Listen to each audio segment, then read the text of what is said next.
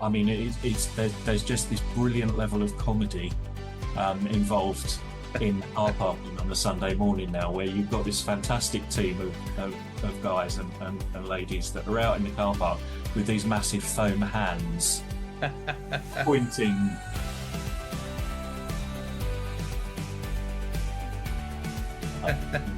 Foam hands, I love that. Yeah, we've got like a crossing lollipop thing that Yeah. I made for us to enable safe pedestrian crossings because we have to. Well, hello and welcome to the Church Office podcast. My name is Gavin Smith, and it's a joy to welcome you today to this Admin and Ops podcast. We love talking about the work of ministry behind the scenes, and I've got a special guest on today, Owen Gilham from Danbury Mission. Welcome, my friend. How are you doing? All good, thank you, Gavin. It's good to have you on the podcast. And before we jump into our conversation, I just want to do a big shout out to our sponsors, Church Suite, who have kindly offered to sponsor the podcast to get behind this ministry and this work. And we're really grateful for them. And if you've not come across Church Suite before, then this is a brilliant piece of software that will make your life as a church manager so much easier. Let me tell you, it is a joy to use.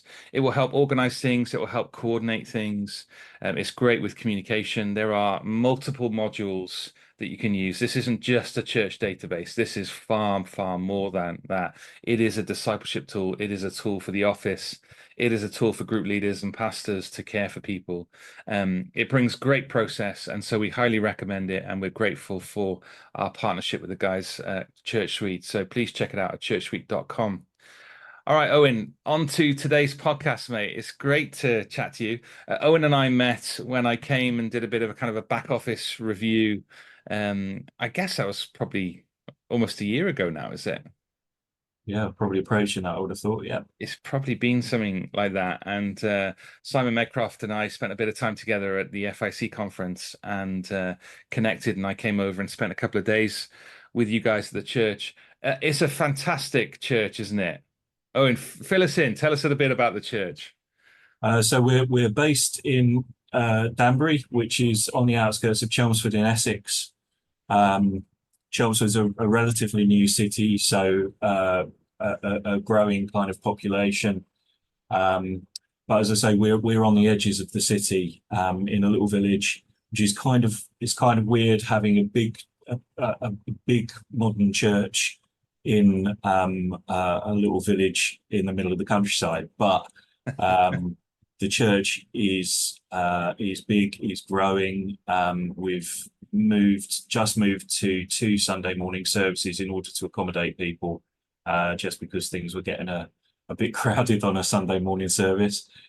So 2 services has enabled us to kind of divide up the church family so that everyone can sit down comfortably. And yeah, we've been around for a long time. I think the church was founded in 1906. Class. But obviously a lot has happened since then. So yeah. Yeah, you guys have got a fantastic facility, and it is right. It is the first thing that sort of strikes you about Danbury Mission is that you've got almost a city-sized church, over 800 people in what is a relatively small village, isn't it? But you guys have got a great heart to share the gospel, not just locally, but right across Essex. And you guys have set up a mission organization, if you like, of Mission Essex to tell people about Jesus. Fill us in a little bit about that.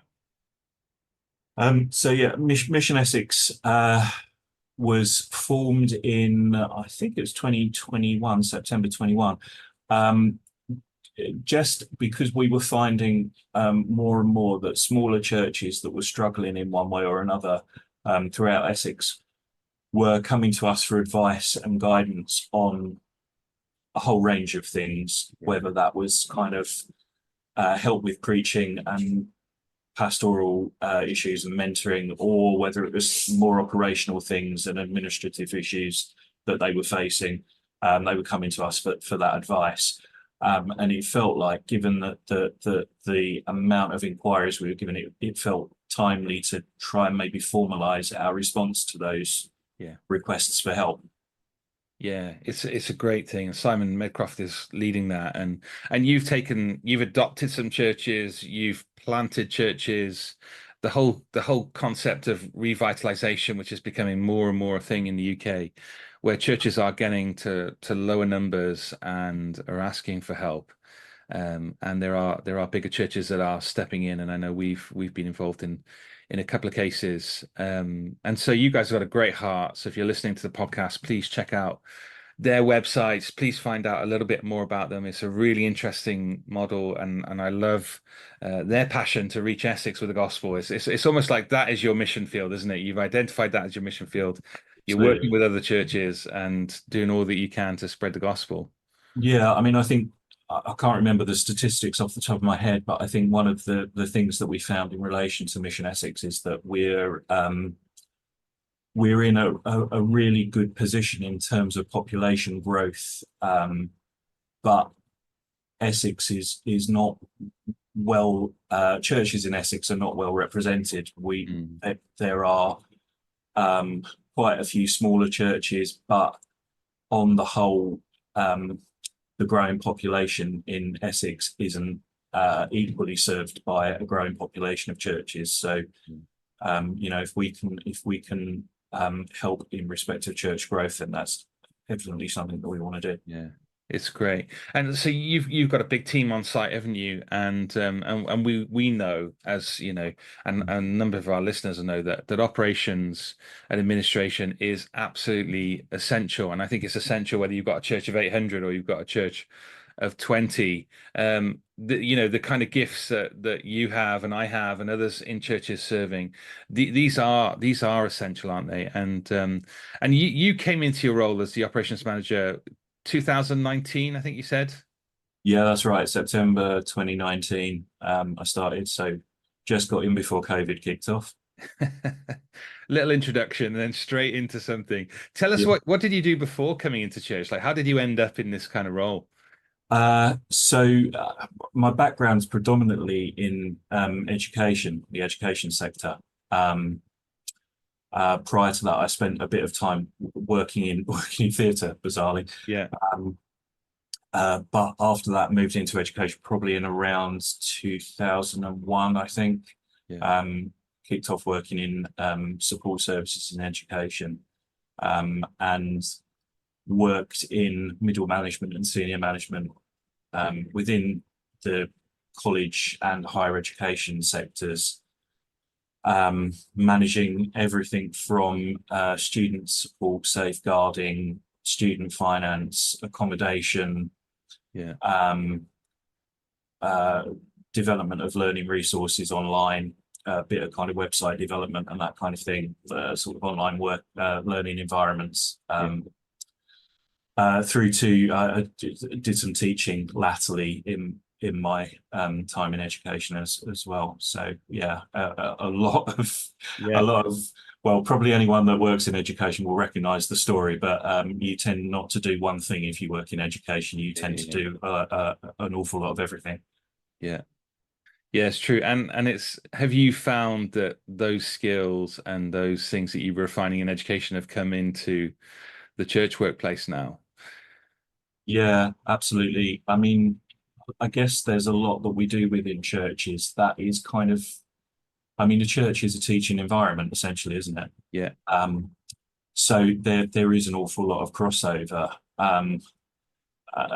In terms of my experience, I've been able to pull an awful lot of my experience of safeguarding, for example, through to my experience in church, but there are an awful lot of kind of compliance issues around policy development and just making sure that we operate as an organisation in an ordered and professional way, I guess, in order that people are able to experience the church in a safe and in the most effective way that we can offer it to them. If that makes sense. Absolutely right. Yeah.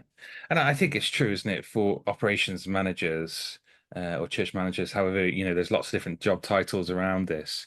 You do wear lots of hats and you do have to have quite a broad range of experience. One minute you're working on on policy, like safeguarding policy, Yeah. health and safety. You're working on that. You're doing building maintenance. You're then jumping into the finances and budgets, and then you're working with people and teams, and you're always, so there are just so many hats and multiple things. And I found from my experience that, yeah, it was almost like God had placed me into different roles prior to coming to the church that I look back on and go, oh yeah, that was really helpful. Working through that and doing that has enabled me to learn skills that Yeah. I never would have, thought would be needed in the church, but they really are essential.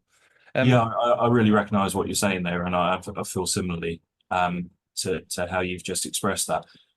Um, and I think the thing with churches is that I've talked about, I used the word professionalism earlier, and that doesn't a lot of the stuff, policy, procedure, professionalism, compliance, they just don't, that doesn't feel like particularly churchy language. yeah, But the reality is that we're organisations that want to do things right. yeah, We want to do things in a lawful, proper, respectful, and compliant way. Um, and those are, policy, procedure, professionalism. That's the toolkit that underpins doing things rightly. yeah. Um, so that's the way. That's the sort of in a nutshell how I view what I do, what you do, and what we bring to the church context. Yeah, there's definitely a sense, isn't there, that as we do our roles, we get to somehow reflect something of God's character in our role. And I think I see that in terms of how we bring order to certain situations, how we bring an excellence about things. I think we go right back to Genesis, and there's a call to govern and to oversee and to run. And I think a lot of our work is related into that, and so we get to reflect something of God in that. And there is a I'd say there is a drive across churches, certainly larger churches, to have that excellence, to have people in these roles. But some of the challenges are coming, and maybe we can open up a little bit about your experience with Mission Essex, that the churches where they're under 50 and there are a small minority of people who are doing an awful lot of work in the church. They find this whole area of compliance and health and safety, safeguarding, these are real challenges, aren't they, for smaller churches? What's been your experience on that as you've helped other churches in Mission Essex? Yeah, I mean, I guess firstly, it's a challenge in bigger churches as well because we get, like I say, these things don't feel terribly church centric, and I guess you're looking at things that are in their essence. You talk about compliance, you're talking about complying with rules and legislation that is of the world around us, and there's sometimes a tendency to push against that when we maybe feel like that challenges what we believe. But in smaller churches as well, it's just, I guess there's less of a knowledge base very often.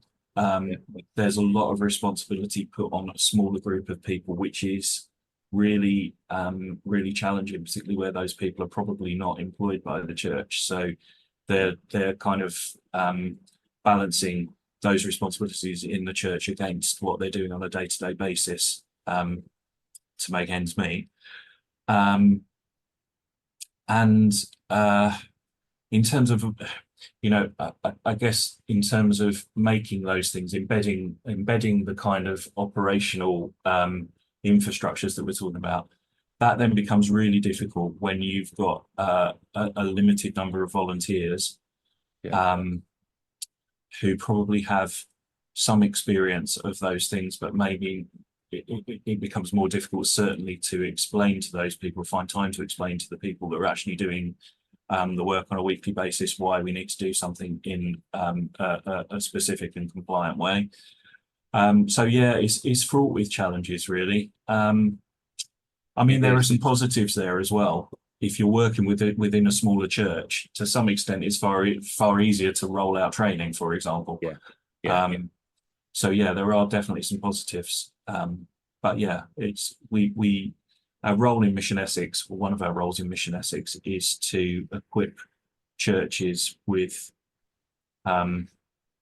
with infrastructures or springboards that they can then use to develop their own infrastructures, as well as forming a bit of a hub, I guess, for people to refer back to for advice and guidance as they move forward. Inevitably, there will always be questions around this stuff because it's complicated by its nature. So yeah. we're a friendly group of people at the end of the telephone line that guys at the smaller churches can refer back to and ask questions on. Yeah. And that's great, isn't it? To have that support structure that you guys have got in Mission Essex. And I know some churches, if they're involved in a denomination of some kind, then they will get that similar kind of support. But if you are listening to the podcast and you are thinking, oh my goodness, I am on my own, there isn't people that I can turn to get advice, then please feel free to get in contact with the church office. We'd love to be able to point you in the right direction. I'm sure Owen will happily share resources and whatever we can do to support it, because we see this ministry as enabling the gospel to go forward. And what we don't want is our pastors and our leaders, church leaders, to be bogged down with this kind of administrative stuff. Now, we need them involved and we want them on board with what we're doing in terms of developing policy and implementing it. But at the same time, we don't want it to become a huge distraction to the gospel. And so we're always trying to work those tensions out. And sometimes we get that right, sometimes we don't get that right. And if you're trying to work that out and you're feeling quite on your own, then please do get in contact with us. We'd love to do that. Owen, for when you talk about infrastructures and stuff like that, what are you kind of talking about when you're talking about someone who's listening to this podcast going, oh, what does that mean? And what kind of infrastructure would you put into a church? Open that up for us a little bit. So with our church specifically, we have a large-ish staff team. So from the point that I landed in 2019, one of the focuses I had was reviewing existing policy and procedure and developing new policies and procedures, for example, around how we manage HR, human resources, and extending that to the wider church workforce, but making it relevant to the larger church workforce as well, so that as one example, so that every member of staff would know what was expected of them personally, but also what was expected of them as a member of staff within the church.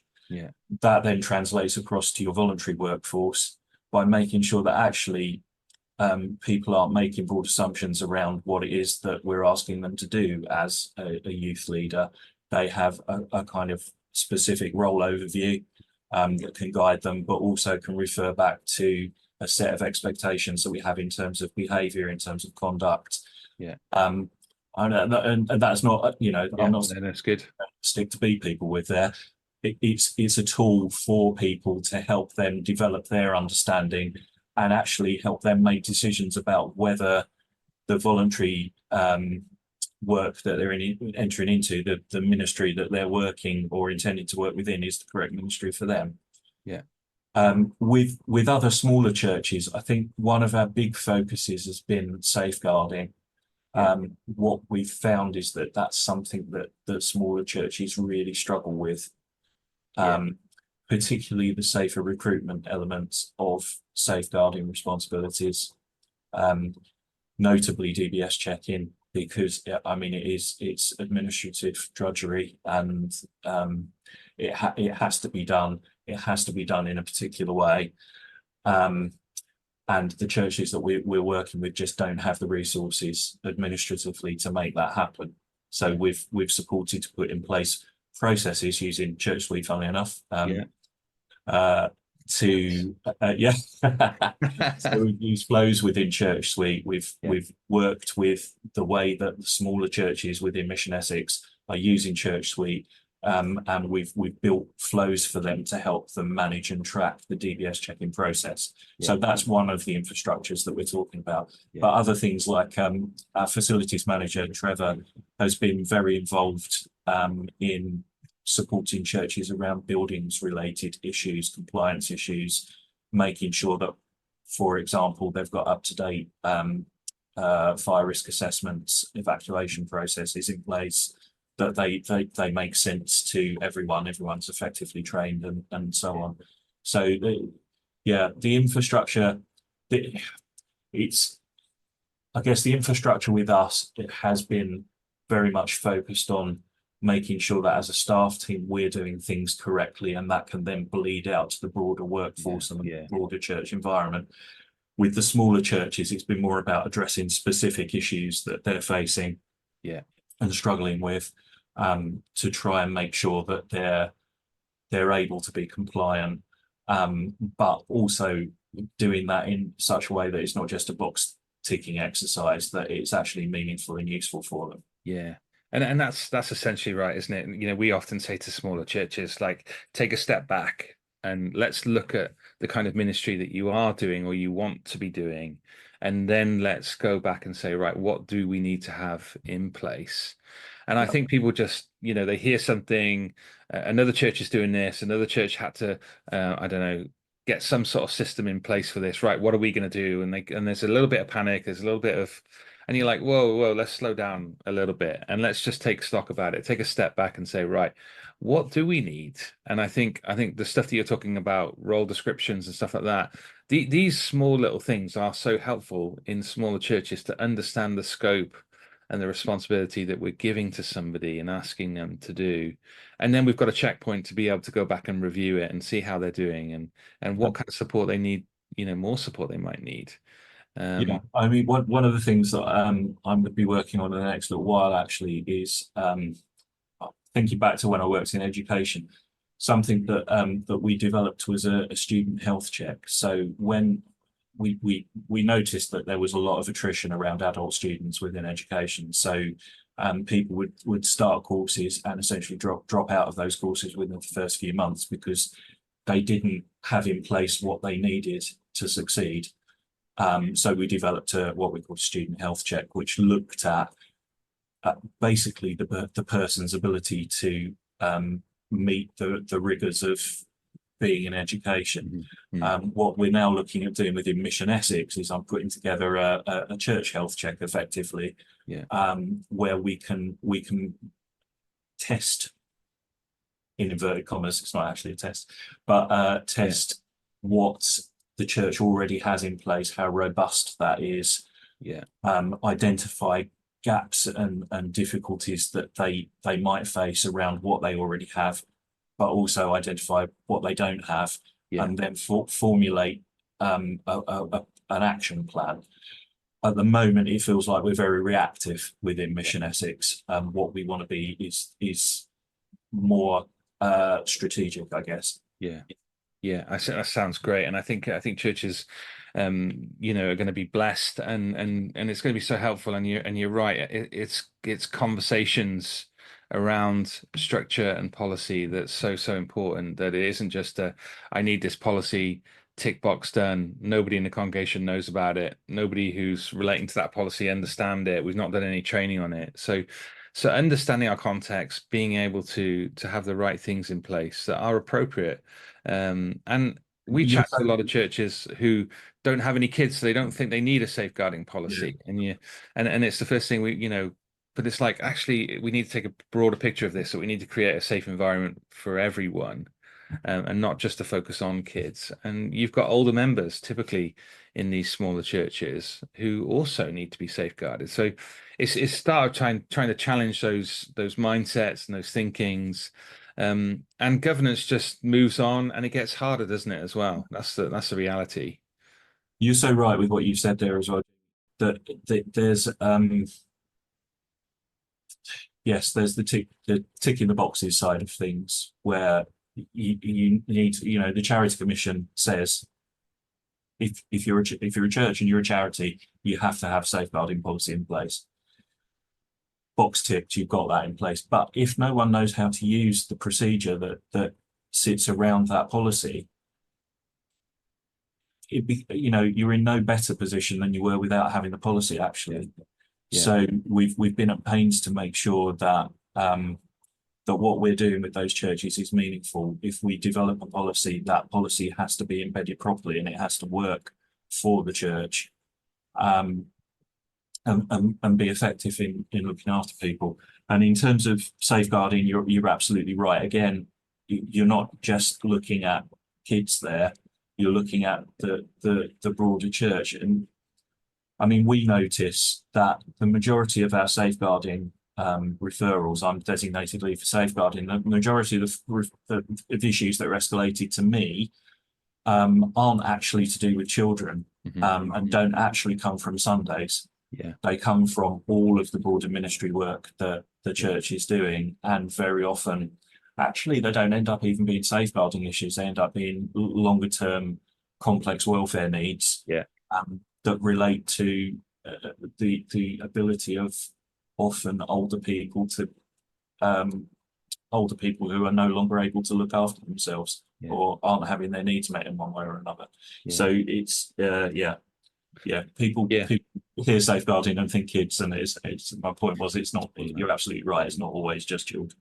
Yeah, absolutely right. And if you're interested in this kind of, we did a podcast with Christian Safeguarding Services, looking at this kind of vulnerable adults and looking at this kind of safer environment. So please go back and check out with Paul and Sue Harrison. We chatted to them about their perspective on this, and it is useful. And because the podcast is very topical, there's lots of things that you can go back through if you're interested in talking about health and safety. You want to learn a little bit more and hear a conversation around implementing a new tool like Church Suite that we've been talking about, that provides a lot of structure already for you to be able to kind of build on. Then please check out those podcasts and stuff. Owen, tell us a little bit about life for you in a busy church. You talked about going to 2 Sundays with growth. I mean, that is like duplicating the work on a Sunday. And I know you've taken a huge role in kind of implementing what that looks like. For churches who are listening, that is a reality for them in the next few months. Fill us in on what you've learned from that kind of changeover of going from 1 service to 2. I've learned there's a lot of hard work for everyone. So just talking numbers to begin with, I think you mentioned about 800 people. So that would be across all Mission Essex churches. Here on a Sunday, we had we were probably approaching 430 people attending a Sunday morning service each week. The capacity of our auditorium is 460. And that would, 430 was uncomfortable, 460 would have been really, we were finding that people were saying, even at the point, coming up to our decision to move to 2 services, people were saying to us, actually, I don't want to come to church because I'm not comfortable. I'm distracted by the fact that it's so crowded. I don't feel like I'm able to speak to all of the people that I want to speak to. So it was impacting, and there were a number of options that we explored as stage 1 to address that. And we looked at, for example, the possibility of another church plant. We've already got a church plant in central Chelmsford. We were looking at possibly planting towards Malden and Heybridge, which is probably the equal distance in the opposite direction from us.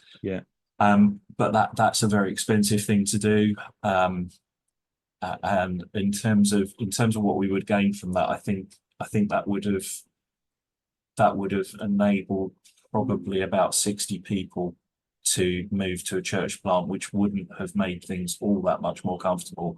And with the way the church grows, actually, it wouldn't have given us all that much time before we'd reached the same sort of capacity levels again. We also looked at the possibility of redeveloping part of the building. Again, hugely expensive, incredibly disruptive to the work that we're already doing. So the first part was doing due diligence, basically, and exploring those options, and also allowing our church family to have some input into that decision-making process, to express their views, their concerns, their worries. So we used a tool. So for everything, all of our online forms, all of our surveys that we do, that kind of thing, it's all done through a fantastic online form builder called Paperform. who I would give a big shout out to. They offer a massive charity discount, so we're able to enjoy their services for $1 a month. $1 a month. $1 a month. Yeah. For a really, really sophisticated online form builder. So yeah, put together a survey online, got all of that feedback around people's opinions, thoughts, feelings, discussed that. There was a lot of kind of consultation through church meetings with the church family, but essentially that enabled the elders of the church to get to a point where they could see realistically the only way to move forward was to divide the congregation on Sunday morning into and offer 2 church services. Through that consultation process, we determined that there was a preference for the times that we ran those services, 9 o'clock and 11 o'clock. We then started the kind of formal logistical, I suppose, planning process around that. You know, how do we manage car parking? Yeah. How do we deal with the fact that the band and the AV team were already having to get, with a 10 o'clock service, they were having to get to the church for 8:30. We're now bringing that forward. Potentially they would be getting to the church for 7:30 in the morning. And how realistic is that? So there were things that had to be kind of worked through with those kind of logistical demands on a Sunday morning, and also working out the changeover in between the 2 church services, working out how much time we needed to reset rooms, to reset the kitchen, to serve tea and coffee and get cleared up again. Would we need to reset chairs, etc., etc. So lots of kind of practical things to think about. Huge logistics there, isn't it? Yeah. So the logistics was one side of it. The other side of that coin was the impact on people's experience as a result of those logistics. We've got some great ministry leads here, and we were able to meet with the ministry leads and say, look, these are the logistical things that we need to consider. We'd like you to work out how to best approach these issues, these considerations. And one of the things we said was actually, you know, we don't want this to be a kind of arduous process where it feels like we're chasing the members of the church family around with a cosh on a Sunday morning, trying to chivvy them up out of the auditorium so they can reset it and that kind of thing. And we've had some great responses. So the car parking lead there's just this brilliant level of comedy involved in car parking on a Sunday morning now, where you've got this fantastic team of guys and ladies that are out in the car park with these massive foam hands pointing where people should go in the car park. Foam hands, I love that. Yeah, we've got like a crossing lollipop thing that I made for us to enable safe pedestrian crossings, because we had to change the routes that people coming into flow and everything.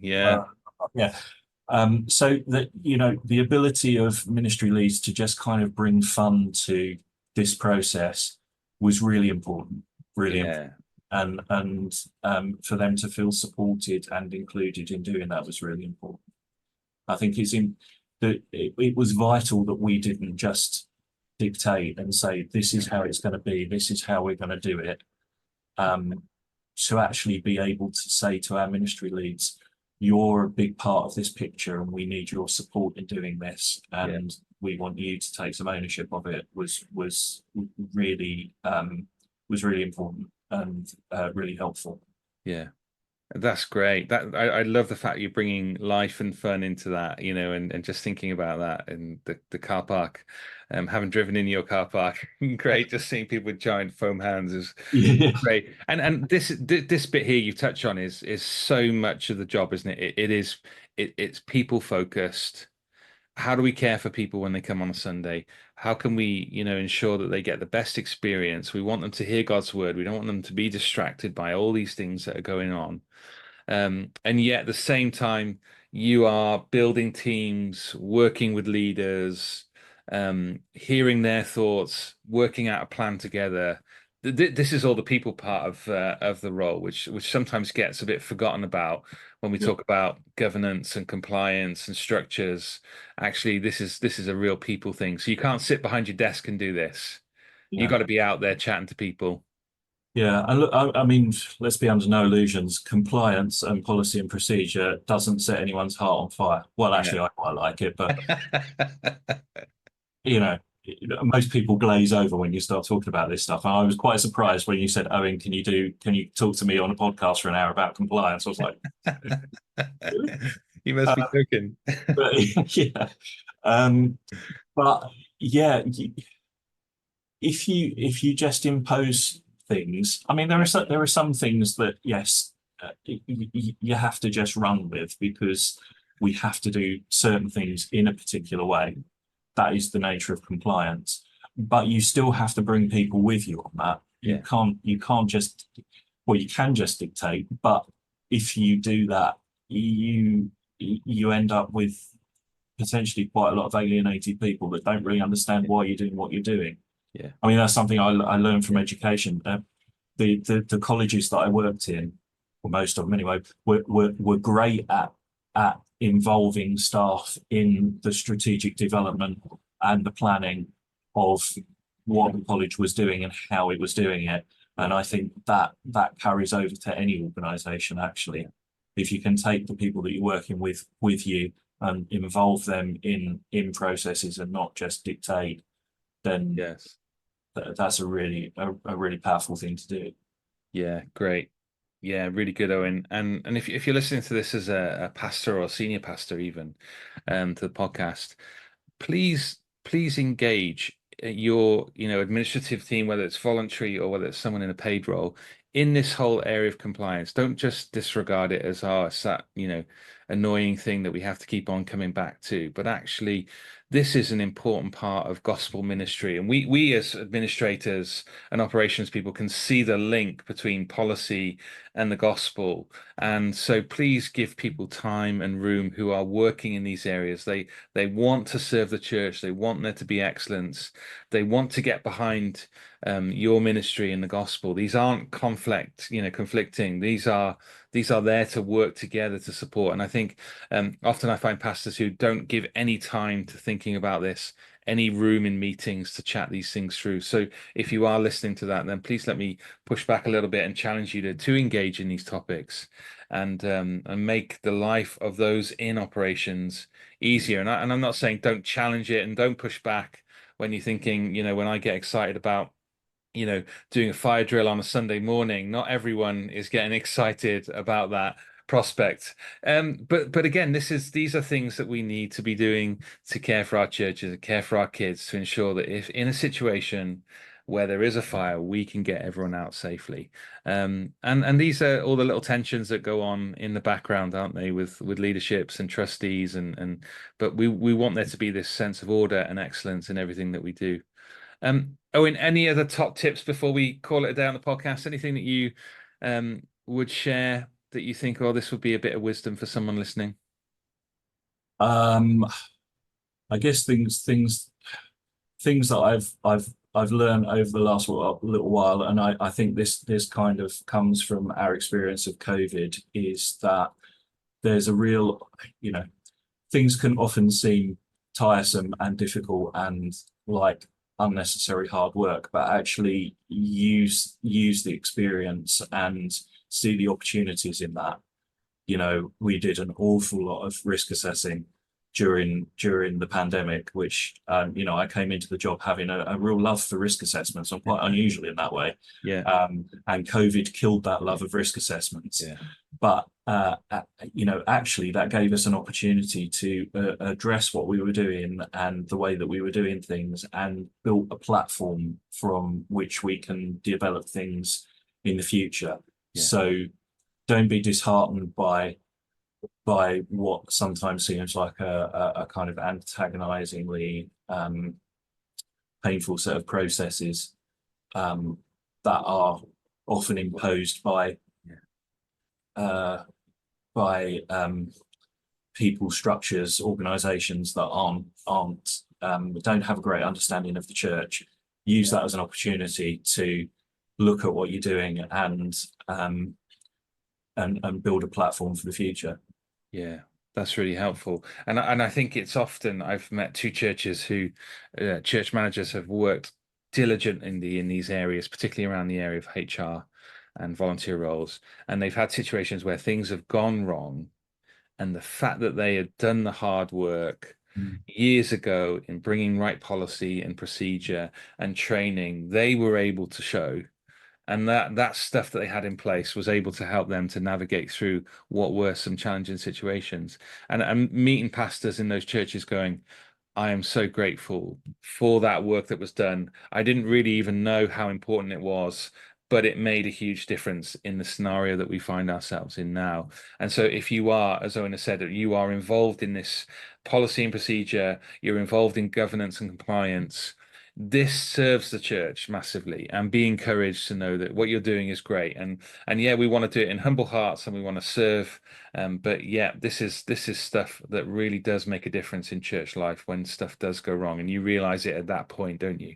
Yeah, I think you hit the nail on the head there, Jamie. Actually, I think people do worry that this stuff could get in the way of the gospel and big distraction.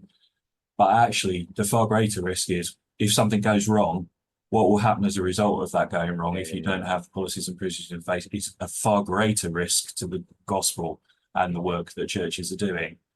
Because people attending church, parents that are bringing their kids to youth work will simply lose faith in what's being done by the church, or worse, the church will face legal ramifications of something catastrophic having happened. So it's important to focus on getting these things right. Yeah, absolutely right. So please give us a shout, Owen or I. Please get in contact with Mission Essex. Please get in contact with the church office. There are other numerous places that you can go, stewardship and other places. These guys are doing great work, and we would recommend you take the next step. If you're thinking, right, I need to take the next step today, I've heard what I've heard and I need to make some changes, then there is support out there, and we encourage you to go and find that support. So Owen, thank you so much for coming on the podcast, mate. Thank you so much for sharing your experience. We're super excited to continue to track what Mission Essex is doing, taking the gospel out to all of Essex. And I love the work that you guys and the team there at Danbury Mission are doing. And please check out the other podcasts. Please check out the church office website. If there are documents or templates or things that you are in need of, please check out the site and see if we've got something that might serve you. All right, we'll see you next time on the podcast. Goodbye.